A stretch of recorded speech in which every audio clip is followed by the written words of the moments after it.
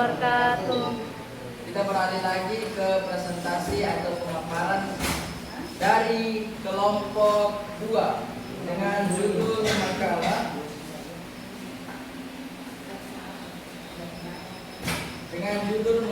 makalah sejarah perkembangan metode Islam di dunia Muslim, dunia Barat, dan di Indonesia. Kepada para presenter, Alhamdulillahirabbil alamin, wassalatu wassalamu ala asyrofil anbiya'i wal mursalin, sayyidina wa maulana wa habibina Muhammadin sallallahu alaihi wasallam. Tak lupa, tak bosan-bosan kita panjatkan puji syukur atas kehadirat Allah Subhanahu wa taala yang telah memberikan kita nikmat kesehatan, nikmat Islam, serta nikmat kesempatan sehingga alhamdulillah kita dapat berkumpul di dalam ruangan yang insya Allah diberkahi oleh Allah Subhanahu wa taala. Salawat beserta salam tak luput pula kita haturkan, kita junjungkan kepada baginda Nabi besar Nabi Allah Muhammad sallallahu alaihi wasallam. Dan untuk mempersingkat atau mengefisienkan waktu, saya persilakan kepada presenter pertama untuk memaparkan makalahnya. Baik, saya akan langsung membaca. Yang pertama adalah perkembangan studi Islam di dunia Muslim. Studi Islam atau dengan istilah Barat dinamakan Islamic Studies sekarang sedang marak diberikan semua program studi oleh berbagai institusi, baik di sebuah negara yang mayoritas penduduk Islam maupun yang minoritas. Banyak lembaga-lembaga pendidikan tinggi, baik yang memiliki lembaga Islam maupun tidak, yang menawarkan jurusan Islamic Studies untuk para mahasiswa maupun sarjana. Munculnya fenomena Islam sebagai objek keilmuan tampaknya perlu dipahami terlebih dahulu agar tidak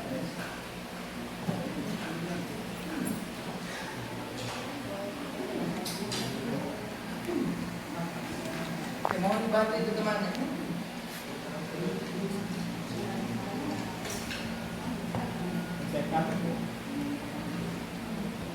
agar tidak menimbulkan kesalahpahaman dalam mempelajari metode Islam. Studi Islam sebenarnya berasal dari dua kata, yakni studi dan Islam. Secara etimologi, studi berarti pendidikan ilmiah, kajian, salat, dan zikir. Sedangkan Islam berasal dari kata salima yang artinya selamat, sentosa, yang kemudian dikembangkan menjadi aslamat, yang berarti berserah diri, masuk ke dalam kedamaian.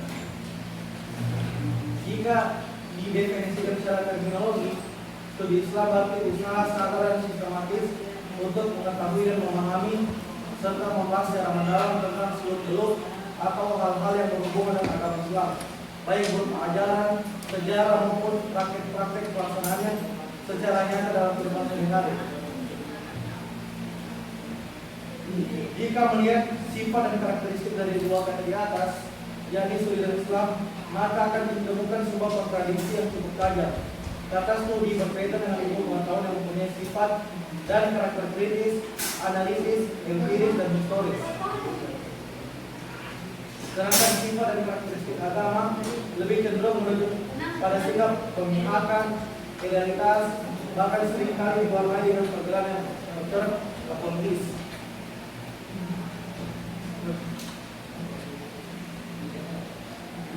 Dua, perkembangan Islam di dunia Barat.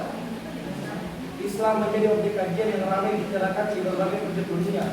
Jelas saja jika di negara Islam terdapat kajian Islam secara mendalam di semua lembaga pendidikan. Namun ternyata studi Islam juga ramai diselenggarakan oleh negara-negara non-Muslim. Studi Islam di negara-negara non-Muslim diselenggarakan antara lain oleh negara, yaitu India, Amerika Serikat, London, dan lain-lain. Ada yang mengkaji Islam sebagai doktrin, ada juga yang mengkaji Islam sebagai pembahasan dan kebudayaan, dan banyak yang mengkaji Islam dari sisi sejarah dan sosiologi. Jika ditinjau dari aspek sejarah, Jamalis Sahrodi mengelompokkan studi Islam yang dilakukan oleh dunia Barat dalam tiga tahapan, yaitu tahapan teologis, tahap politis, dan tahap saintifik. Berikut penjelasan detailnya. Tahap teologis tidak dapat dibuktikan bahwa agama Islam merupakan agama yang sangat cepat perkembangannya pada masa awal Islam. Inilah yang kemudian menimbulkan reaksi dari kalangan pemeluk agama lain, termasuk Kristen.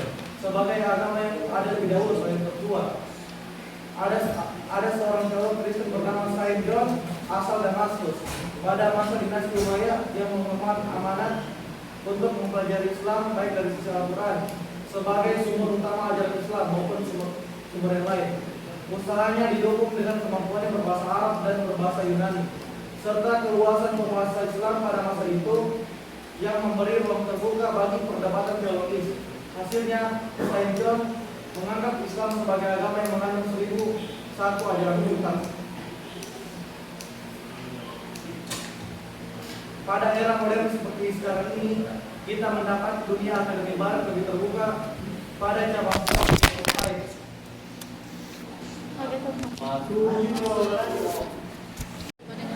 Pada era modern seperti sekarang ini, kita mendapati dunia akademi barat lebih terbuka pada cabang-cabang ilmuwan. Tidak hanya filsafat dan sains, tetapi juga 13 cabang-cabang ilmu keislaman seperti Al-Quran, hadis, fikih, sejarah Islam dan lain-lain. Hal ini merupakan respon dari semakin meningkatnya kajian teologis, antropologis, historis, dan sosiologis di Eropa.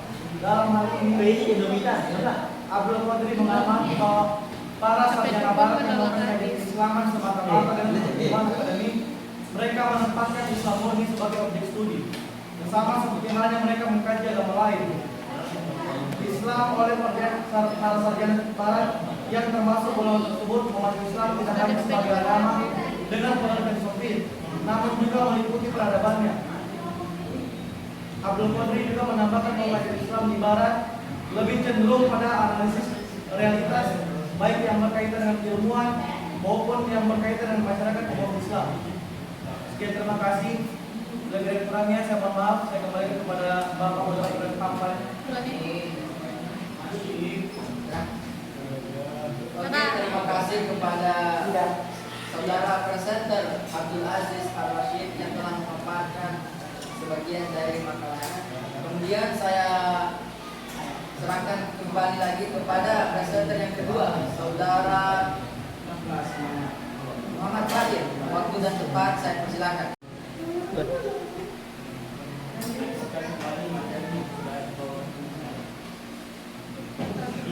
Perkembangan Islam Indonesia. Menurut Syahri Ma'ruf dan Sumiran, dalam menyatakan bahwa dalam perspektif sejarah, Islam dapat dilihat dalam 4 dimensi waktu: periode klasik, pramodern, modern, dan neomodern. Studi Islam yang paling kaya adalah studi Islam klasik yang telah menghubungkan karya-karya dalam filsafat, sastra, tasawuf, fikih, dan fikih. Ilmu kalam dan sejarah teori produktif ini berlangsung sekitar dalam abad ke-9 sampai abad ke-14 Masehi. Secara intelektual, periode ini tidak suci dari polemik, benturan pendapat dari dan sengketa teologis. Benturan pendapat itu kadang-kala begitu ganas sehingga etika Al-Quran tentang persaudara imani bukan saja dirangkap, maka ada lagi efektif sekali. Sejarah studi Islam atau kajian Islam dirasa Islamiyah Islami Studies. Di Indonesia di sini lebih difokuskan atau bahkan dikhususkan pada fenomena studi Islam secara formal dan isu dinamika yang ada di dalamnya yang terjadi sejarah studi Islam atau kajian Islam dirasa Islamiyah Islami Studies. Indonesia di sini lebih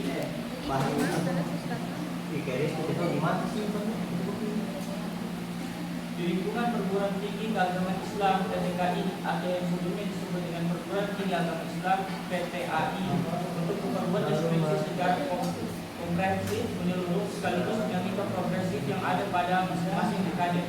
Pembahasan ini dibuat dalam bentuk periodisasi sejak tahun 1990-an sampai dengan sekarang dengan secara teoritis kemudian dibagi atas 4 periode, yaitu periode studi Islam tahun 1990-an, tahun 1990-an, tahun 1980-an, dan periode studi Islam pada 2 dekade belakangan ini. Seringkali ada anggapan dari banyak pihak bahwa studi mengenai masalah metodologi di perguruan tinggi keagamaan Islam PTKI, itu terutama metodologi Islam dan studi Islam atau penelitian agama Islam, baru dimulai pada awal tahun 1970-an. Tentu saja anggapan seperti ini tidak sepenuhnya keliru dan tidak pula bukan benar. Anggapan tersebut bisa digunakan sepanjang yang dimaksudkan adalah metodologi atau penelitian yang diajarkan secara sendiri-sendiri. Dalam penelitian bukan menjadi bagian dari mata kuliah. Sekian dari saya kembali kepada Terima kasih atas pemaparannya oleh Saudara Muhammad Fatih. Kemudian saya lanjutkan kepada presenter ketiga. Baik, terima kasih atas kesempatan yang telah diberikan. Saya akan melanjutkan pemaparan materi pengaruh pemikiran orientalis terhadap perkembangan studi Islam di Barat. Studi Islam di dunia Barat telah mengalami perkembangan yang signifikan sejak abad ke-19. Salah satu faktor yang berkontribusi besar terhadap perkembangan ini adalah pemikiran orientalisme sebagai suatu kajian yang berfokus pada budaya dan sejarah Timur, khususnya Islam, memiliki dampak yang kompleks dan beragam. Orientalisme dapat didefinisikan sebagai studi tentang Timur, terutama Asia dan Timur Tengah, yang seringkali dilakukan oleh para sarjana Barat. Edward Said dalam bukunya Orientalisme 1978 mengungkapkan bahwa orientalisme bukan hanya sekedar kajian akademis, tetapi juga merupakan representasi kekuasaan dan dominasi Barat terhadap Timur. Pemikiran ini menciptakan stereotip dan pandangan yang seringkali tidak akurat tentang budaya dan masyarakat Islam. Pengaruh pemikiran orientalis terhadap studi Islam. Yang pertama, pengenalan Islam di dunia Barat. Pemikiran orientalis telah memperkenalkan Islam kepada masyarakat Barat melalui terjemah teks-teks Islam seperti Al-Quran dan hadis, serta karya-karya filosofis dan sastra Islam. Pemikir Barat mulai memahami aspek-aspek dasar dari agama dan budaya Islam. Yang kedua, kritik dan interpretasi sarjana orientalis seperti Max Muller, Arthur Schopenhauer, dan Bernard Lewis memberikan kontribusi dalam studi bahasa dan sastra Islam. Namun, interpretasi mereka seringkali dipengaruhi oleh pandangan kolonial dan yang membedakan. Ini mengakibatkan munculnya kritik terhadap pandangan orientalis yang dianggap tidak objektif. Yang ketiga, pembentukan disiplin ilmu pemikiran orientalis telah berkontribusi pada pembentukan disiplin ilmu yang lebih formal dalam studi Islam, seperti studi Timur Tengah, antropologi Islam, dan sejarah Islam. Universitas di Barat mulai menawarkan program studi yang penuh kepada Islam dan budaya Timur. Adapun tantangan dan kritik terhadap orientalisme, stereotip dan generalisasi. Banyak kritik yang muncul terhadap orientalisme berkaitan dengan stereotip yang dibangun oleh para sarjana Barat. Pandangan yang terlalu generalisasi tentang Islam seringkali mengabaikan keragaman dan kompleksitas yang ada dalam tradisi Islam.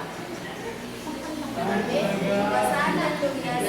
Edward Said menekankan bahwa orientalisme seringkali berfungsi sebagai alat kekuasaan yang memperkuat dominasi Barat dan Timur. Ini menciptakan hubungan yang tidak setara antara peneliti dan objek penelitian.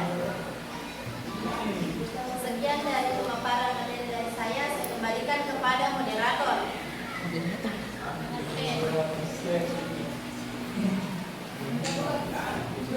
Terima kasih kepada Saudari Usaimah atas pemaparan dan juga penjelasannya. Saya lanjutkan lagi kepada Saudari presenter Zahwa Mustalifah. Waktu dan tempat saya persilakan. Materi dari kelompok ini C. Kontribusi ulama dan sejarah dalam membangun studi Islam di berbagai wilayah. Adapun kontribusi cendekiawan Muslim sebagai pengemban atau pelaksanaan misi besar tersebut dibagi menjadi beberapa periode besar. Menurut Muhammad Yusuf Hussein, bahwasanya periode sejarah Islam terbagi menjadi tiga periodisasi besar, yaitu periode khilafah, kolonial, dan kemerdekaan. Sementara itu, Hotboy membatasi sejarah Islam abad pertama menjadi 4 periode yang berbeda. Sebelum 750 periode Genesis, 750 sampai 1000 periode Abbasiyah klasik, 1000 sampai 1250 abad pertengahan tinggi, dan 1250 sampai 1500 abad pertengahan akhir. Dengan demikian dapat diketahui sejarah peradaban Islam beserta kontribusi cendekiawan Muslim berdasarkan tentang periode masing-masing beserta karya-karya fenomenalnya. Pertama, periode Khalifah abadiyah klasik 750 sampai 1000 Masehi. Periode ini merupakan awal mula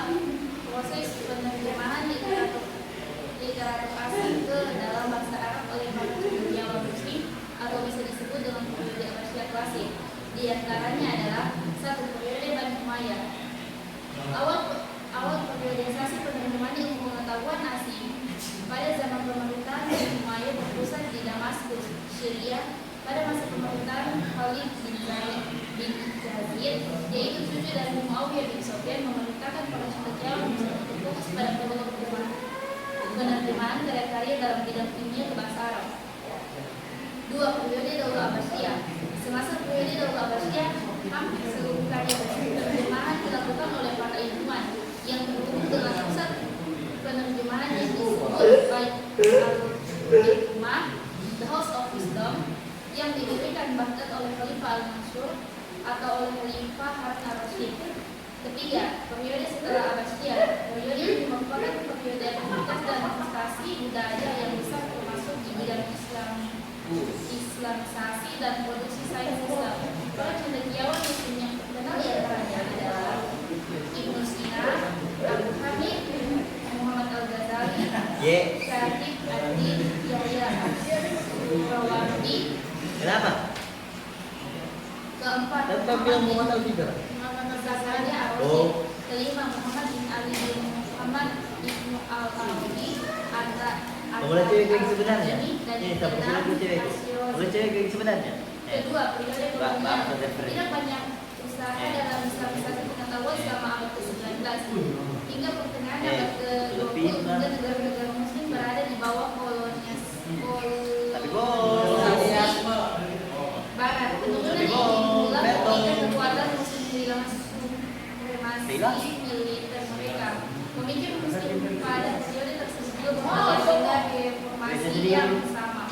Mereka menyalahkan interpretasi menyesatkan Islam sebagai penyebab kebelakangan dan kemudaran umat Islam. Adapun tokoh yang berkontribusi dalam perubahan mengenai Islam yang pertama Syekh Ahmad Khan dan politikus India serta Prof. dan Mohamed Islam. Kedua, Muhammad Abdu adalah seorang sarjana asli di alim, geolog dan tokoh pembangunan Islam terkemuka dalam Mesir. Sekian dari saya, sebelum saya kembalikan kepada moderator. Dan dulu. Sosial serta kebutuhan intelektual. Keempat, kontribusi ulama dan cendekiawan muslim. Para cendekiawan muslim dalam mengembangkan seni Islam terbentang dari era penerjemahan Islam besaran pada masa Abbasiyah hingga reformasi pemikiran Islam modern. Karya mereka tidak hanya memperkuat ilmu agama, tetapi juga membatasi dialog antara Islam dan ilmu pengetahuan modern. Melalui perkembangan di berbagai area industri, Islam ini menunjukkan fleksibilitas dan relevansinya dalam menjawab tantangan zaman serta membuka dialog untuk lintas budaya dan agama. Terima kasih. Sama.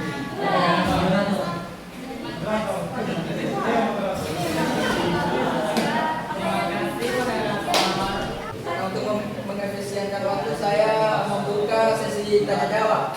4 dari laki-laki, 4 dari perempuan. Oh, diskon. 1 dari laki-laki, 1 dari perempuan. Sesi tanya jawab saya kepada Saudara Muhammad Ziyad Al-Batati. Saya memberikan kesempatan untuk melemparkan jawaban kepada kelompok 2. Waktu dan tempat saya persilahkan. Terima kasih moderator. Jadi pertanyaan saya kepada kelompok 2, apakah studi Islam itu dipelajari oleh sivitas akademika di Indonesia Barat? Kalau itu dipelajari, kenapa mereka mempelajari itu?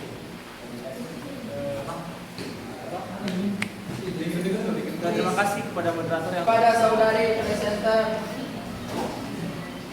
Usaimah, waktu dan tempat saya persilahkan. Baik, terima kasih. Saya akan jawab pertanyaan dari Bapak Rakyat. Pertanyaannya, apakah metode studi Islam dilakukan para sivitas akademis dari Barat?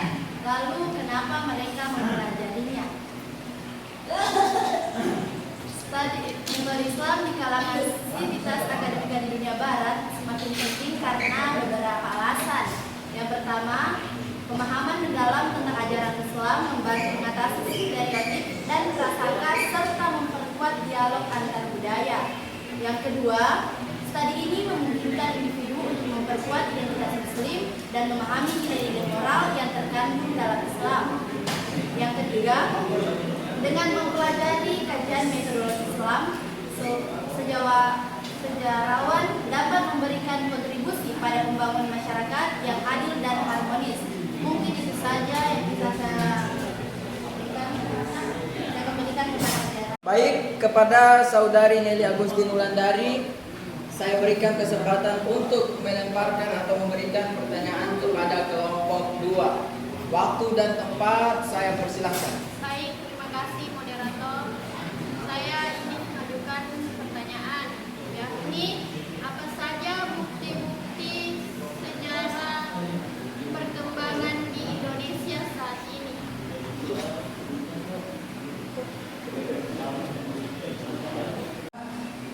Saudara presenter Abdul Aziz, saya berikan kesempatan untuk menjawab pertanyaan dari saudari Nelly Agustin Wulandari. Ya, baik, terima kasih Bapak Moderator yang hak padan kaya. Amin. Saya akan menjawab pertanyaan dari apa saja bukti-bukti sejarah perkembangan metode studi Islam di Indonesia. Oke, langsung saja.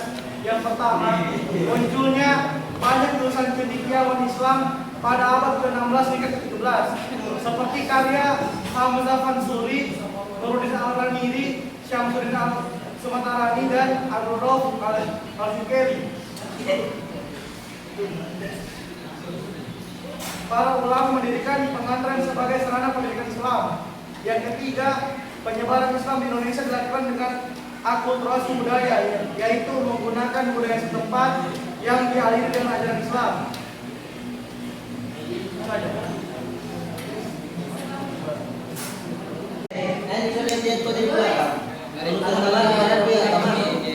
Dengan berakhirnya pemaparan dan juga sesi tanya jawab dari peserta, maka saya menyatakan bahwa presentasi pada hari ini sudah ditutup dengan mengucapkan alhamdulillahirabbil alamin wabillahi taufiq wal hidayah. Wassalamualaikum warahmatullahi wabarakatuh.